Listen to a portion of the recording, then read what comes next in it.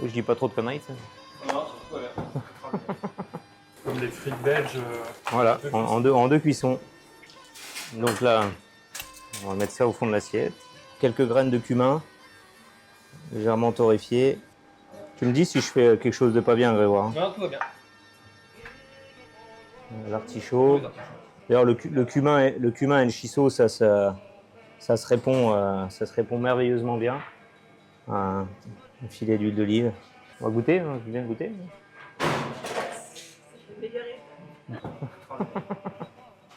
Tu peux mettre dans le shabu-shabu. Ah, c'était pas le fond de veau? Ah mince. Oh, ça fera pas de mal. Donc, on démarre. Allez, c'est parti. Un plat qu'on affectionne particulièrement ici au Central, c'est les artichauts frits à la romaine. Donc, quand arrive l'été, les premiers artichauts poivrades, voilà, on va tourner sans trop enlever de feuilles, juste les feuilles extérieures qui sont un petit peu dures. Et ensuite, voilà, on va les frire en deux temps. Une première friture qui sera à température pas trop élevée pour cuire l'artichaut.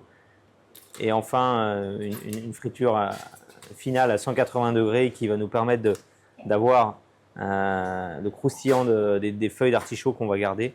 Tiens, tu veux lequel? Ouais, parfait, merci. Ici au Central, on est face à la gare. La cuisine a toujours eu une âme très voyageuse. Et la famille Trois Gros, on voyage depuis 4 générations. Et les inspirations sont toujours venues enrichir notre garde-manger culinaire.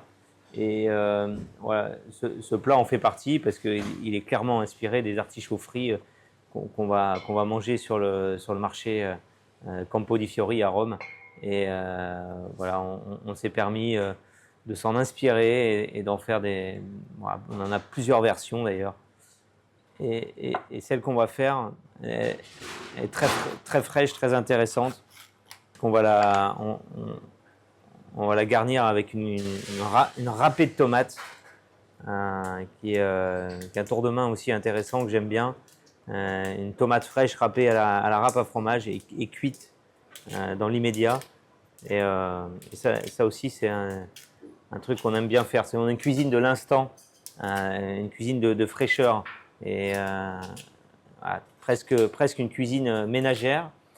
Et ça, je trouve que c'est toujours exceptionnel parce que les choses sont vives, les choses sont fraîches, elles ne sont pas mises en place. Et ça, c'est quelque chose qui nous tient à cœur ici aussi au Central, c'est de faire des choses voilà, qui sont d'exception, simples, mais instantanées. Donc Grégoire, il tourne les artichauts et l'idée, c'est de bien garder voilà, ces feuilles tendres, en fait. Il enlève les feuilles extérieures qui sont difficiles à manger. Et ces feuilles tendres, elles vont prendre une texture très agréable à la friture. Vous voulez qu'on en fasse combien? On va faire 4-5. 4-5. Voilà.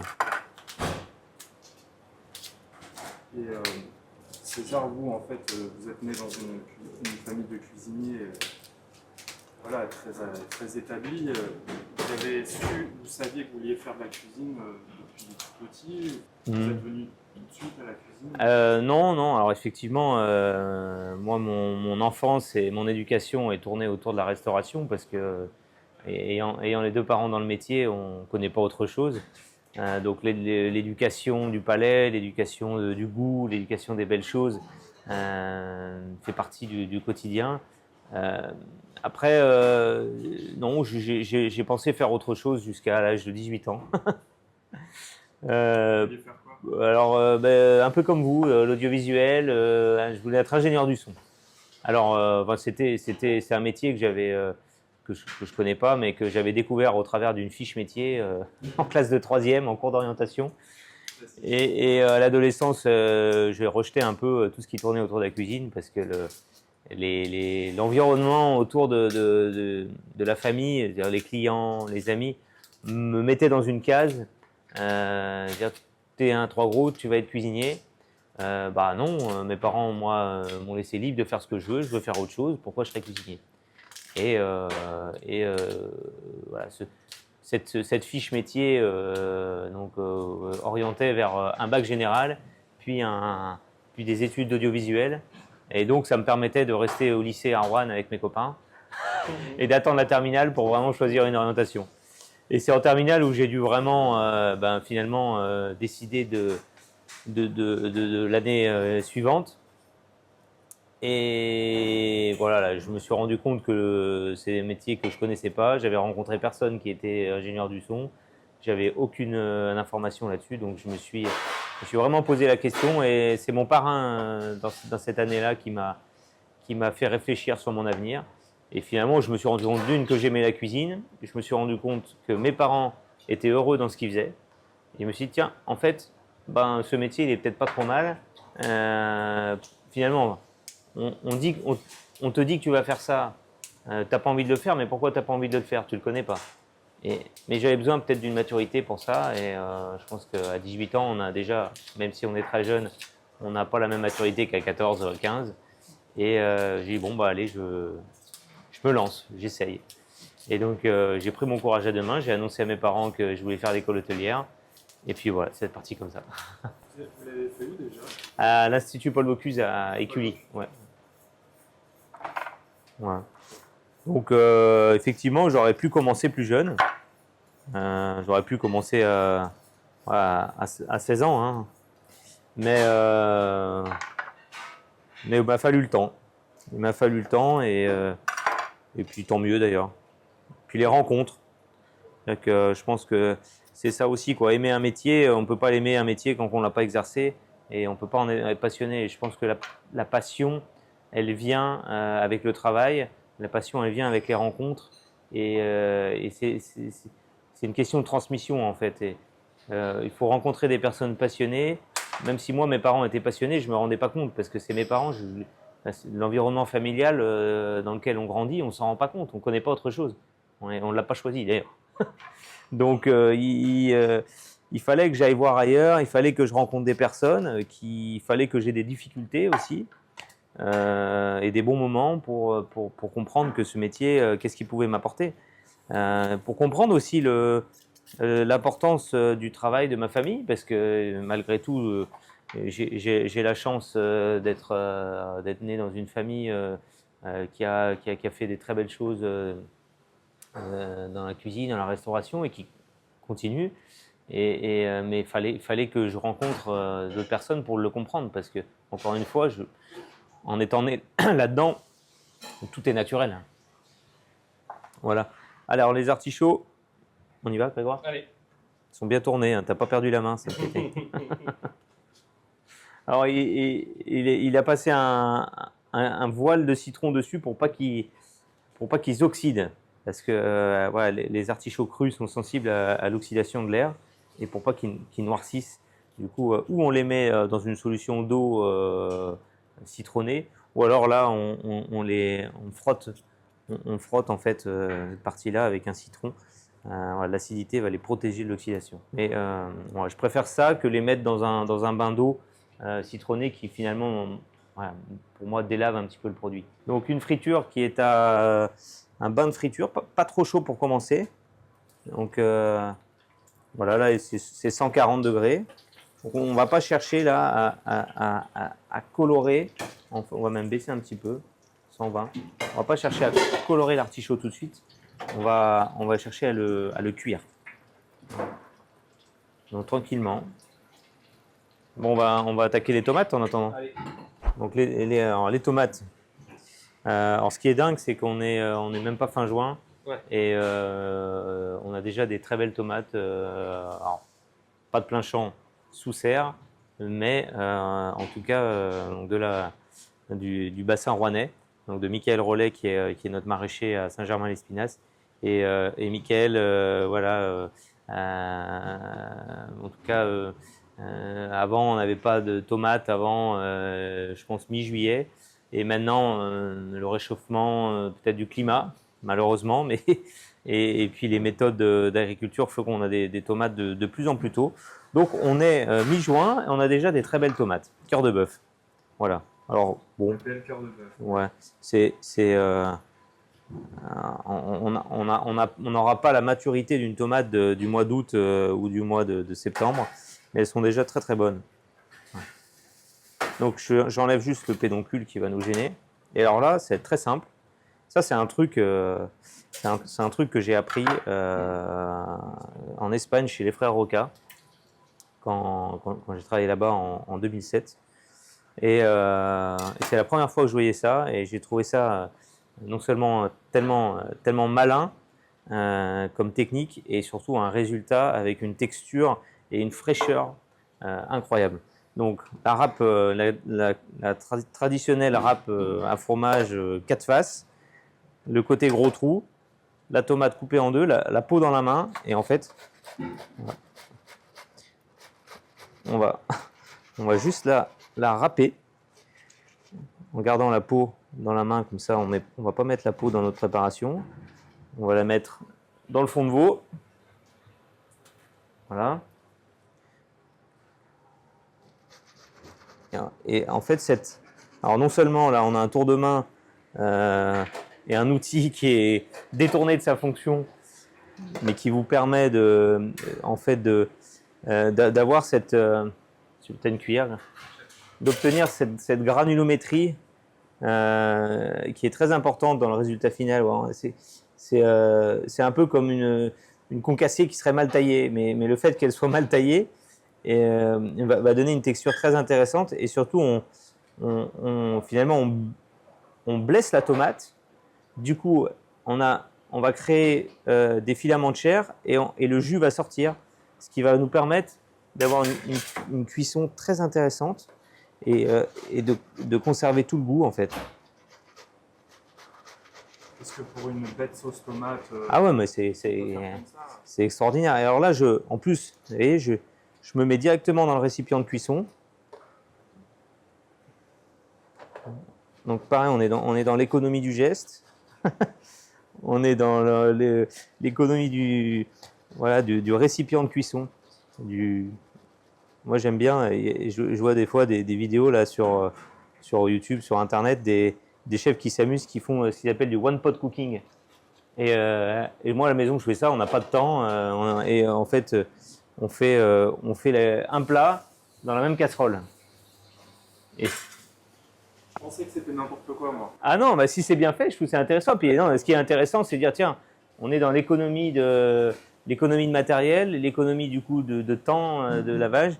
Et moi, je fais ça à la maison. Enfin, là, si je fais un steak avec des pommes de terre sautées, je fais les pommes de terre sautées, je garde ma poêle, je fais mon steak dedans, terminé. J'ai une casserole à laver. Non, mais voilà. Et voilà, c'est intéressant. On va en faire qu'une tomate, ça suffit parce qu'elles sont grosses. Donc là, on a. Alors déjà comme ça, c'est déjà très intéressant. Alors là, on est tomate crue, hein, mais on pourrait l'assaisonner et puis en faire une préparation. Moi là, je veux pour le plat le goût de tomate fraîche mais cuite. Alors voilà, les artichauts, ils sont tranquilles. Ouais.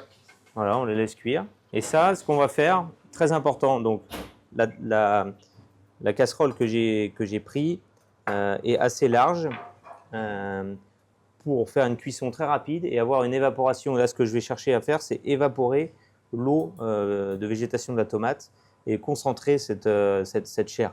Donc, je veux une évaporation très rapide, une cuisson très rapide. Donc, je prends un récipient très large. On va se mettre sur le gaz, plein feu, et dans 3 minutes, c'est prêt.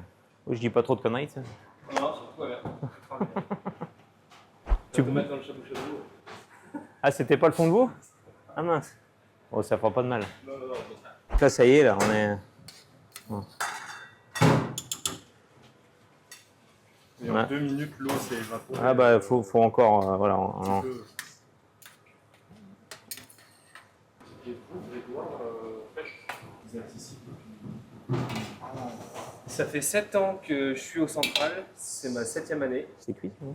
Et ça fait 9 ans, bientôt 10, que je dans la maison 3 gros. Je suis arrivé ici stagiaire. J'ai commencé, je me souviens, en 2016. Je suis arrivé par la gare, j'avais même pas le permis. Et c'était mon stage de BTS. Et pour nous, c'était un peu le Graal d'aller chez 3 gros. C'était toute l'année, c'était la compétition. Très stressant. Très stressant. Et puis le stage s'est bien passé. J'ai fait 6 mois en tout. C'était 6 mois, ouais. Ça s'est super bien passé, j'ai vraiment progressé, j'ai adoré l'esprit de la maison. Et puis à terme de mon. Donc je suis resté en contact avec Chef César. Et quand mon BTS s'est terminé, c'est vrai que je l'ai appelé, je lui ai dit voilà, moi j'arrive sur le marché du travail, j'ai déménagé à Ouche, on était en août 2017. Donc depuis février, vous étiez à Ouche. Et je lui ai dit j'aimerais bien voilà, faire au moins une année avec vous aux 3 étoiles voilà, pour voir vraiment tout ce que c'est, comment ça se passe quand tu es employé, etc. Et progresser le maximum. Et puis je suis resté 10 ans. Ça fait 1 an que. Ça fait 10 ans que je dis je pars dans 1 an. Ah, t'as fait une petite coupure. Ouais, j'ai fait une petite coupure. J'ai fait une petite coupure pour essayer de voir un petit peu aussi comment ça se passe ailleurs. Et puis en fait, on est bien. Ouais. Vous êtes de Roanne au départ? Pas du tout, je suis de Haute-Loire à la base. Je suis de Haute-Loire, moi je suis à côté de Brioude, 30 km, pleine campagne. Donc c'est vrai que j'aurais jamais pensé travailler en face d'une gare dans le centre-ville de Roanne. Parce que je suis un homme des bois. Ah, puis il y a Lorraine aussi, quand même. C'est ça. Sa femme Lorraine qui aussi travaille avec nous, enfin maintenant avec mon frère Léo et ma belle-sœur Lisa à la Colonie Colombier, mais qui a travaillé pareil. On est arrivés ensemble. On s'est rencontrés au lycée hôtelier, on a commencé ensemble chez 3 gros. Et puis maintenant on a 2 enfants. Il y a encore de l'eau, hein, faut y aller. Alors en fait, j'ai dit 3 minutes, mais c'est 3 minutes sur l'induction. Moi, j'ai plus l'habitude de cuisiner au gaz, mais voilà, là, ça prend un peu plus. En fait, tant qu'il y a de l'eau, là comme ça, là, qui apparaît sur les bords et qui s'évapore, faut continuer.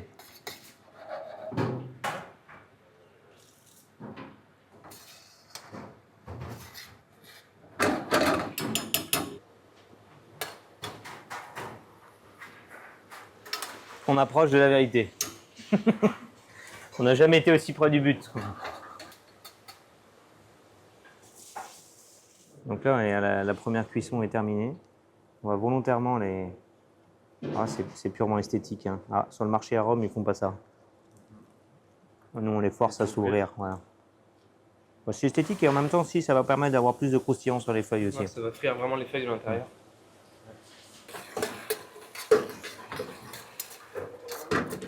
Pas comment vous faites pour pas vous brûler. Ah oui, alors là. Voilà, on est presque à sec, là. Une pommade.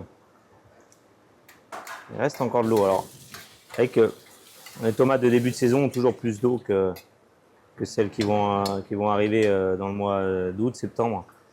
Donc, ça a un impact sur le temps de cuisson, d'évaporation, évidemment. Les graines ne gênent pas du tout, en fait. Il y en a qui les Voilà, moi j'aime bien la graine, fait partie du produit, mais effectivement, ça peut être dérangeant, mais quand on mange une salade de tomates, on n'enlève pas les graines. Ça, c'est vachement bon aussi. Je débarrasse. Ça, c'est vachement bon aussi. On peut faire un dessert avec ça. En fait, on a concentré le sucre.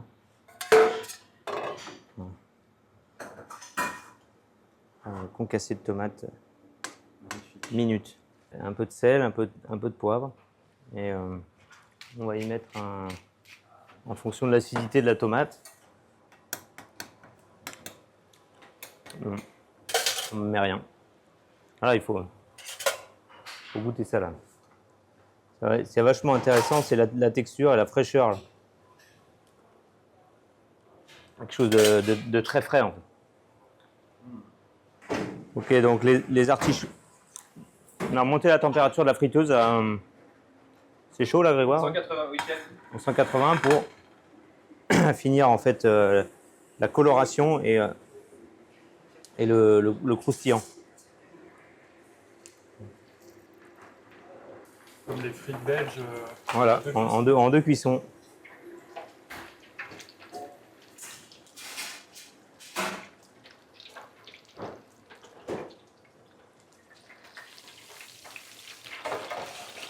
Ok, donc là,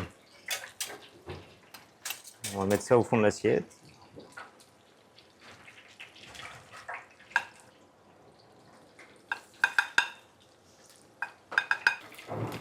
Les chisos du potager. Alors nous, on est fan de shiso. On a bien sûr depuis des années découvert le shiso au Japon. Et on a la chance d'avoir apporté des graines une fois. Et puis maintenant, on le cultive, on le laisse monter en graines, on récupère nos graines pour les ressemer l'année d'après. Et il a mis 2-3 ans à s'installer.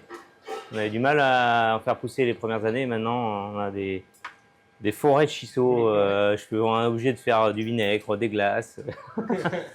Glace de shiso. Glace au shiso, ouais, c'est super bon. Délicieux, ça. Ouais. Alors là, c'est un peu chaud, mais on va vite.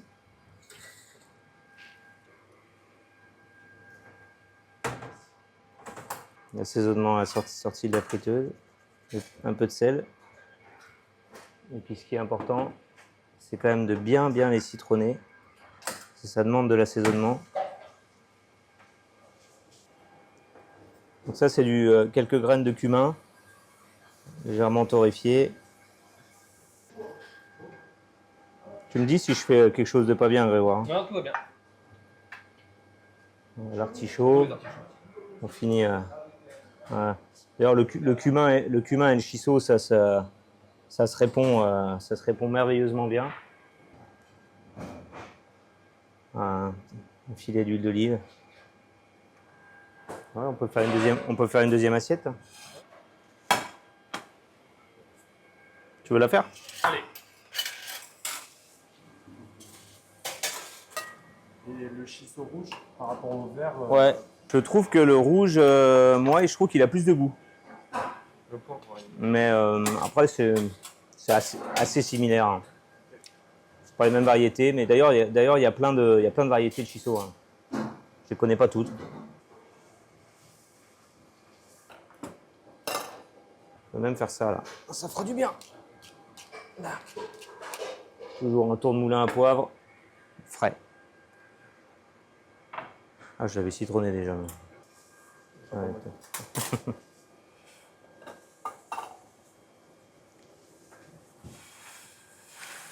Et voilà. On va goûter, hein, je veux bien goûter.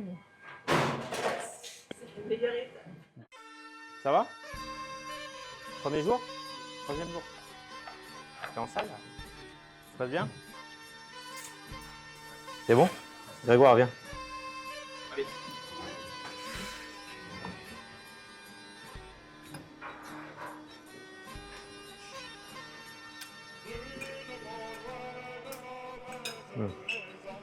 La tomate, c'est une puissance.